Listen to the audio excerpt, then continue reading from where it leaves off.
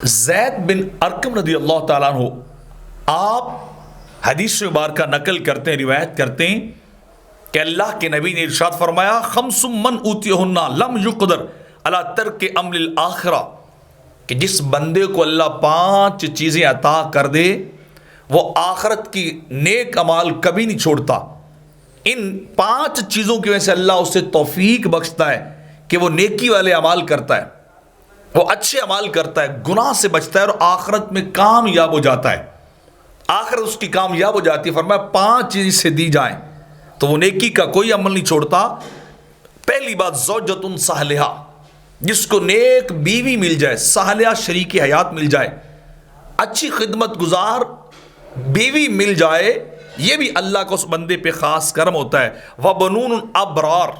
اور دوسری بات میرے آقا علیہ السلام نے فرمائی اسے نیک بیٹے مل جائیں، نیک اولاد مل جائے، یہ بھی اللہ کو اس بندے پہ بڑا کرم اور فضل ہے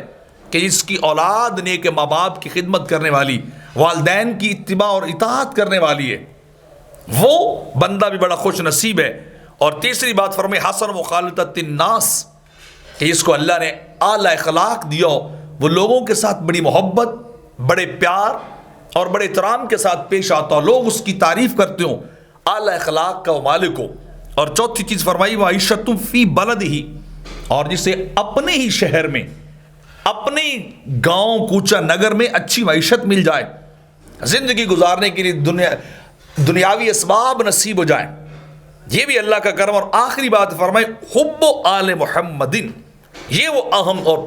سب سے خاص چیز ہے کہ جس بندے کو اللہ آل محمد صلی اللہ علیہ وسلم کی محبت عطا کر دے، اہل بیت اطہار سے پیار نصیب ہو جائے، میرے آقا فرماتے ہیں وہ بندہ نیکی نہیں چھوڑتا، اس کو اللہ توفیق دیتا ہے کہ وہ اعمال اور کام وہ کرتا ہے جو اسے آخرت میں کامیاب کریں گے۔ آخرت کی فوز و فلاح اسے ملے گی جو اہل بیت نبی صلی اللہ علیہ وسلم سے پیار کرتا ہے، جو میرے آقا کے گھرانے سے محبت کرے، وہ کبھی ناکام نہیں ہوگا۔ اللہ اسے ایسے اعمال کی توفیق دیتا ہے کہ جو اعمال اللہ جن سے راضی ہوتا ہے، اللہ کے پسندیدہ اور محبوب ترین اعمال ہیں، اور ان اعمال کی وجہ سے اللہ اسے کامیابی عطا کرتا ہے۔